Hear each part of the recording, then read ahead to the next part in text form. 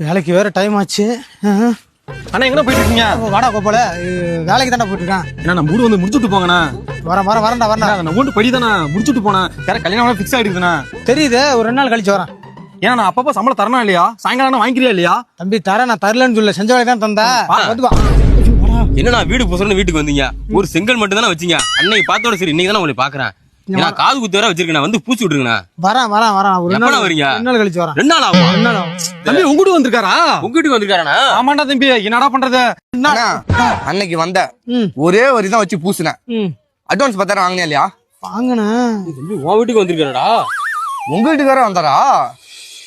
எத்தனை வீட்டுல இந்த மாதிரி கையை வச்சிருக்காருன்னு தெரியலையே. இப்ப எங்க போறீங்க? எங்கதான் போறீங்க? தப்பா எடுத்துக்காதீங்க. உங்க எல்லா வீட்டுக்கும் நான் வந்திருக்கேன். வேலை பாதியில நிக்கித்தான் நான் ஒத்துக்கிறேன். ஆனா இப்போ வந்து நான் கோபி வீட்டுக்கு போயிட்டு இருக்கேன். அவன் வீட்டுல கையை வச்சுட்டு போகாம இருந்தா நல்லா இருக்காது. இந்த மாதிரி கொத்தனார் இருக்கிறதால தான் நல்ல நாள் கொத்தனார்ல பாதிக்கப்படுறாங்க.